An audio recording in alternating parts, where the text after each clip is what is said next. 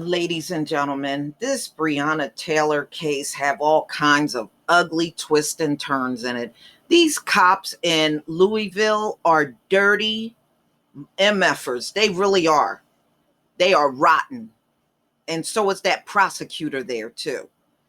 So this came out on NPR September 2nd, 2020.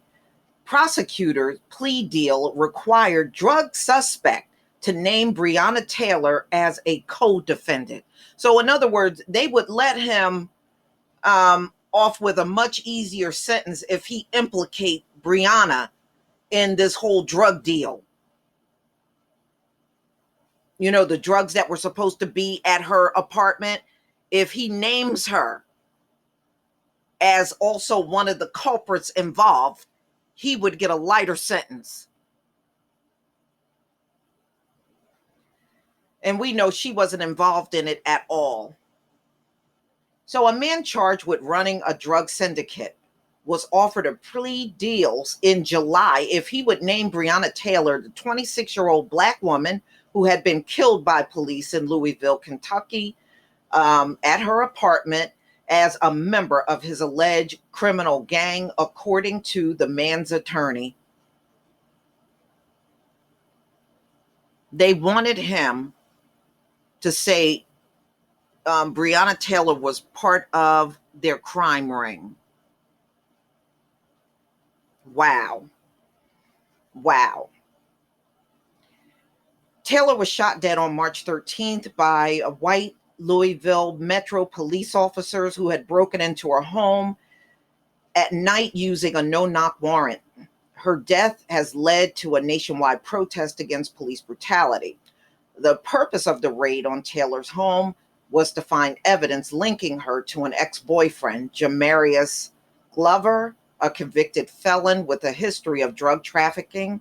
According to court documents, police didn't find any. Now it appears prosecutors, yes, that low-down prosecutor that married Mitch McConnell's granddaughter, yeah, that dude, now attempted to tie Taylor to a life of crime after her death. You know, this prosecutor that had the protesters all arrested for picketing in front of his house. Glover was arrested the same night Taylor was killed in a separate raid on an alleged drug house about 10 miles away. Police said they recovered approximately 119 grams of cocaine and over 10 dosage units of opiates, according to the court records. Glover's attorney, Scott Barton, told NPR that as part of a lengthy plea negotiation, the Jefferson Commonwealth Attorney Office offered Glover a deal that include naming Taylor as a member of organized crime. Wow. Do you see how dirty the prosecutor and the cops are in Louisville? These are some dirty ass people. But, you know, don't believe for one moment this is something that just happens in Kentucky. It happens all over the country, especially when they're dealing with us. So you're supposed to implicate people that had nothing to do with anything just so you can get some cops off. This is all about getting those cops out of everything. Oh, yeah, you shot Taylor. Yeah, he said she was part of the crime ring, too. So now all the cops are off the hook. This is all for the cops, y'all. It's not for any other reason. Barton said that he no longer has a copy of the initial plea offer, but that his client immediately rejected anything with her name in it. He felt terrible about the whole thing. That's not a secret. And you know, any type of plea that had her involved in any way was not going to be acceptable to him, Barton said.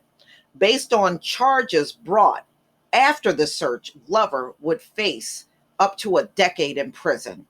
It would be his third felony conviction. Okay. The proposed plea deal was first reported by WDRB TV in Louisville. The station said the July 13th plea offer listed Taylor as a co-defendant of Glover's.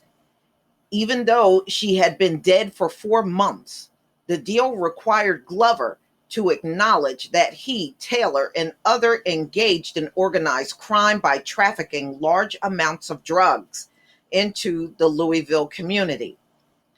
Had he accepted, the station reported Glover would have seen his 10-year sentence drop down to only probation.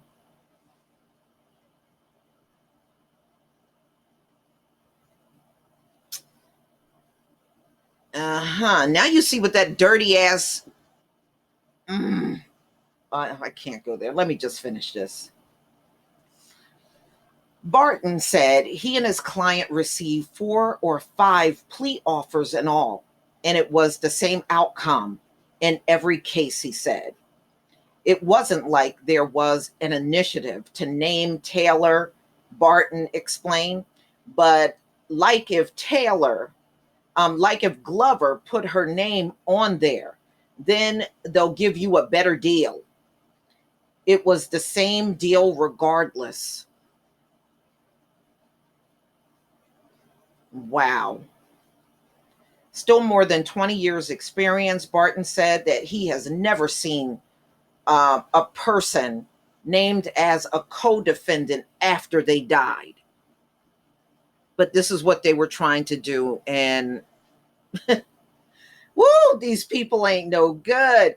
He called it very unique. I've not run across this before, he said. I would not call it something that's normal. The Commonwealth attorney, Tom Wine, said in a statement that the offer that included Taylor's name was a draft and part of an ongoing negotiation with Glover. He added that drafts are never part of the court report and are not court documents. So they were just trying to make this deal on the side. Wow.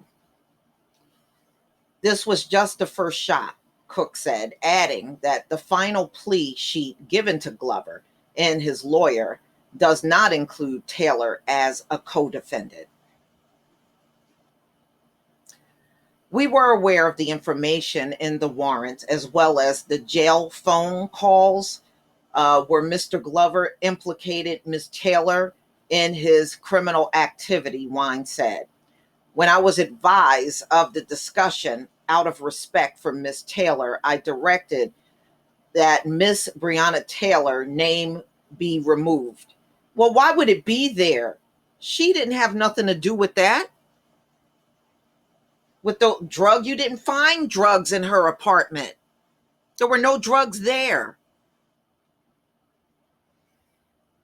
He conceded that the prosecuting attorney who named Taylor as one of several of Glover's co-defendants had gone too far.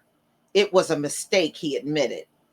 He mischaracterized her, Cook said, not naming the prosecutor. He should not have said co-defendant. He should have co-conspire. That would have been more no, that would not have been more appropriate because she wasn't involved in none of that. No drugs were found in her apartment. No, it should be no co-conspire, co-conspirator, none of that. She wasn't involved in any of that, what her ex-boyfriend was doing. You know, that's why when you found him, you found the drugs with him. You didn't find him with Breonna Taylor.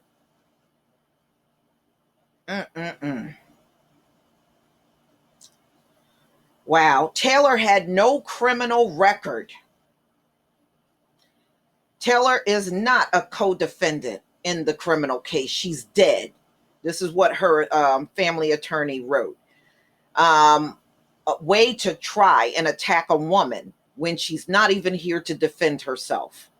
This go to show you how desperate Tom Wine is to justify the wrongful search of Breonna Taylor's home, killing her, and the arrest of her boyfriend, Kenneth Walker.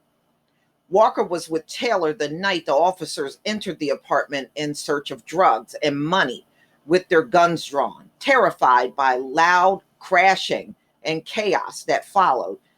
Walker grabbed his licensed gun and fired, and it allegedly hit an officer in one leg. The gunfire prompted a volley of bullets that killed Taylor. By the end of that violent night, Walker had been arrested and charged with attempted murder of an officer, but the charges were eventually dropped. On Tuesday, Walker announced he is suing the city and the police department and others to prevent future prosecution under Kentucky's Stand Your Ground law. I was raised by a good family. I am a legal gun owner, and I would never knowingly shoot a police officer, he said to a news conference. In fact, Walker's attorney adamantly contests statements by police that the 27-year-old fired the shots that wounded the officer. All right, y'all, this is just pathetic. I guess we're supposed to view this as police work. This is a joke, for real. This is a big joke. Oh, man, this is horrible. But y'all, please tell me what you think. Please leave your comment and subscribe. Don't forget to hit on the notification bell, and I'll see you on the next video. Peace, family.